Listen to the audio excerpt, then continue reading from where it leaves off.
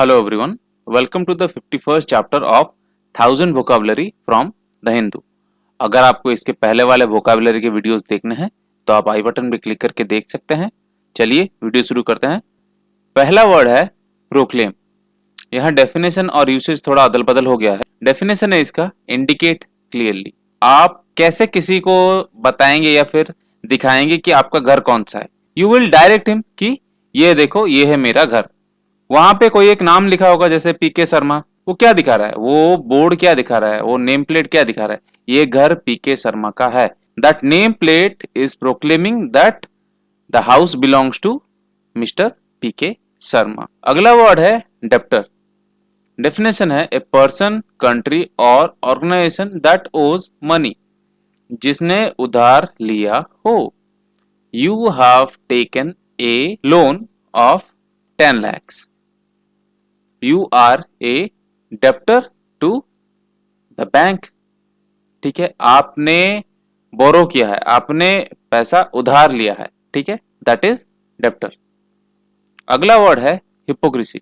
Definition है the practice of claiming to have higher standards और more noble beliefs than is the case. आपको जितना पता है आप बोलेंगे किसी को सामने, आप बढ़ाई कर रहे हैं कि मैं हमेशा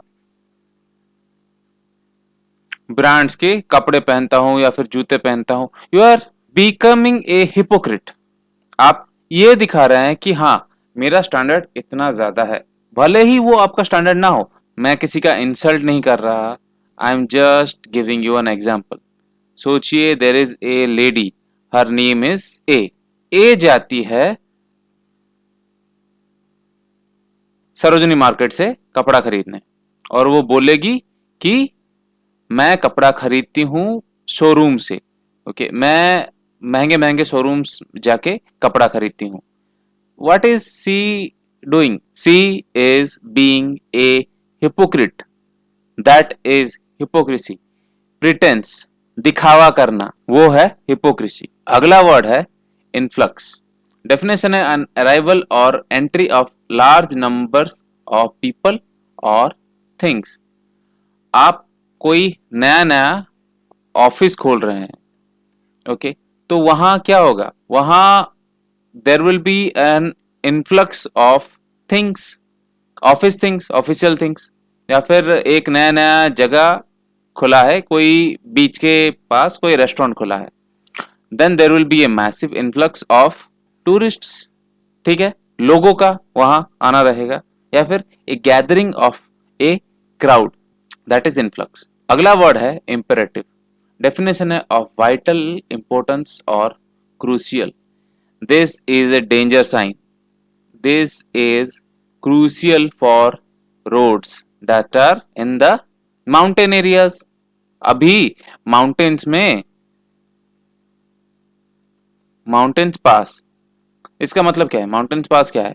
मतलब पहाड़ है, सॉरी, पहाड़ के बीच में जो टनल होता है, ओके, ये जो टनल है that is a mountain pass.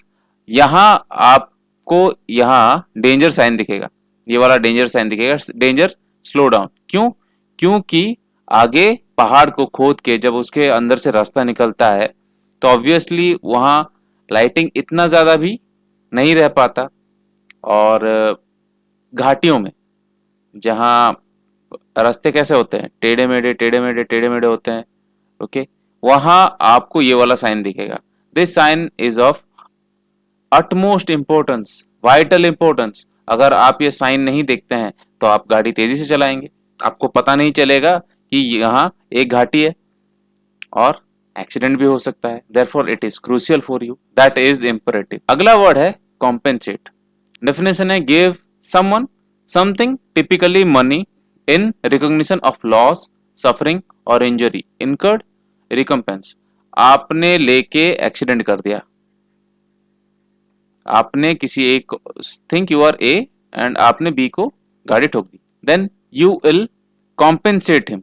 आप उसको सम मनी देंगे, कुछ पैसा देंगे। क्यों? क्योंकि आपने लेके एक्सीडेंट किया, you did the accident, therefore you will compensate. this person. Otherwise, if this person did the accident with you, then you will be compensated. आपको आपके लॉस के लिए, आपका गाड़ी का हेडलाइट टूट गया, फिर इंडिकेटर टूट गया, उसके लिए आपको जो जुर्माना या फिर भरपाई देता है, दैट इज कॉम्पेंसेट. अगला वर्ड है डिलीजेंस. डेफिनेशन है केयरफुल एंड परसिस्टेंट वर्क और एफर्ट. लगे रहना. This you know, never give up. Okay, never give up. This attitude is diligence. आप कोई एक काम कर रहे हैं, वो आप बहुत ही केयरफुल तरीके से, ओके, हर चीज का ध्यान रख के आप कर रहे हैं. हर एक हडल को आप पार कर रहे हैं. हर एक जो भी आपके सामने मुसीबत आ रहा है, आप या फिर चुनौती आ रहा है, आप उसका सामना कर रहे हैं. कैसे? पूरा केयरफुली और परसिस्टेंटली. आप हार नहीं मान के पूरा केयरफुली एक मुसीबत का या फिर चुनौती का सामना करते हैं. That is diligence. अगला वर्ड है ऑब्सोलीट. डेफिनेशन है नो लॉन्गर प्रोड्यूस्ड और यूज्ड या फिर out of date. This is an hour glass. ठीक है, अभी हमारे हाथों में जो घड़ी है, हम उसको ना देख के इसका इस्तेमाल क्यों करेंगे.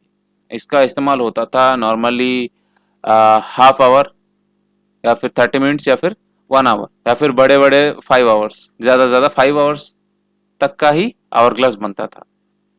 24 आवर्स का आवर ग्लास बनना बहुत ही मतलब रेयर था. बट ये आवर ग्लास क्या करता था?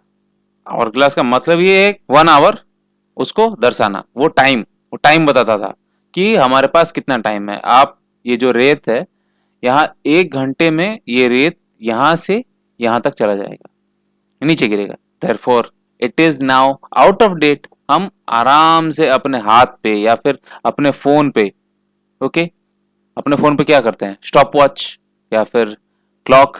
हम क्लॉक पे देख के आराम से, क्लॉक एक एप्लीकेशन होता है, ये प्री इंस्टॉल होता है, हम देख के टाइम बता देते हैं.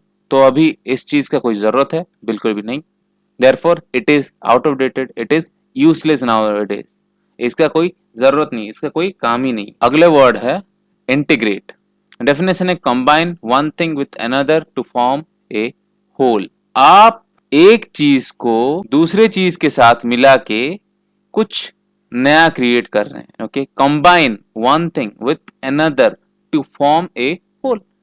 आपको ग्रीन कलर तैयार करना है, तो आप क्या करेंगे? ब्लू प्लस येलो, तो आपको क्या मिलेगा? ग्रीन कलर मिलेगा. Okay, so you are integrating blue and yellow to make green. मिलाना, दैट इज इंटीग्रेट. अगला वर्ड है एलिविएट. डेफिनेशन है मेक सफरिंग, डेफिशिएंसी और ए प्रॉब्लम लेस सीवियर. ये देखिए, ये क्या कर रहा है? This person is doing acupuncture. This is a new word for you. ये एक्यूपंक्चर कर रहा है. एक्यूपंक्चर का मतलब क्या है? नीडल्स के मदद से, ये देखिए, these are the needles. Okay, needles की मदद से आपके बॉडी के प्रेशर पॉइंट्स पे प्रेशर देके, नीडल की मदद से मतलब क्या? सुइयों की मदद से आपके बॉडी के जो प्रेशर पॉइंट्स होते हैं वहां दबा के आपका जो दर्द होता है, अगर आपकी पीठ पे दर्द होता है तो वो दर्द कम करना. That is make less severe. If you eat an aspirin, ये मैंने पहले ही बताया है, ये वर्ड दोबारा आ रहा है, एलिविएट वर्ड दोबारा आ रहा है. एस्पिरिन अगर आप खाते हैं तो आपका हेडेक जो है वो डाउन हो जाएगा, थोड़ा कम होगा. Therefore aspirin alleviates your headache.